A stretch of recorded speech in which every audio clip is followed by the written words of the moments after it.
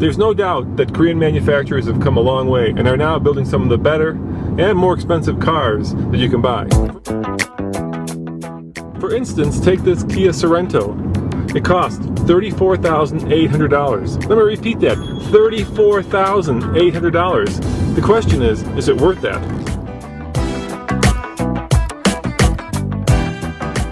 So come take a walk with me and we'll see what makes this car worth almost $35,000. For instance, designers look at the headlights of a car and they kind of call it the bling on the car. And the Sorento certainly has expensive looking headlights. And check out the wheels in the car. They're 18 inches, which isn't all that big today, but look at this chrome. This much chrome on the Kia's wheel would make any rapper proud. And like many modern and expensive mid-sized SUVs, the Kia has this giant panoramic sunroof. I mean, look at me, I'm not a small guy, and I can poke my body out of this thing like a whack-a-mole. And it's not just the front seat passengers that can enjoy the wide open yonder. Check out the sunroof for the back seat passengers. You can't open it, but it's enormous. It must be, I'd say, 3 feet by 3 feet. Very nice, and a very expensive touch. And you can get this handy dandy and now very popular reverse camera, which is great for checking out for kiddos, dogs, and car reviewers when backing up.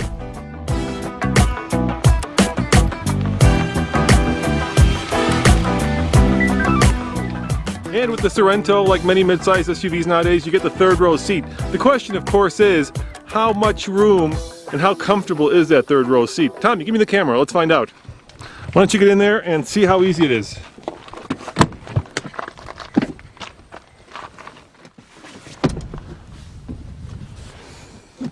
Apparently it's not that easy. There you go, I'll help you. Here. So how much room do you have back there? Let's see. Not much room. And no, I didn't just come from school, but I've got my son's backpack because the question with these mid-size SUVs is how much room is in the back once you put the third row up. So let's find out. Let's open this up. This handle is pretty high, which is, if you're short, is going to make for a tricky close of the car. Let's put the backpack in. Yeah, it fits, barely.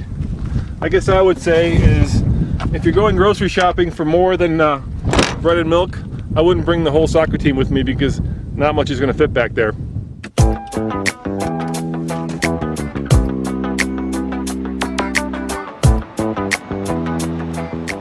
So far, so good. What more could you ask? You've got all the big boy toys, you've got a peppy and powerful V6 engine, and room for 7 passengers. What more could you ask? That's exactly the problem. As you can see, the ride of this car is not set up. It's set up like a German sports car, except it's not a German sports car. It's a big comfy SUV, which isn't all that comfy when it's on the road. That's where the rub is. Yeah, there is a downside, and that downside is the ride. It's just not well sorted. When you hit a bump, you feel that impact. It's not well cushioned.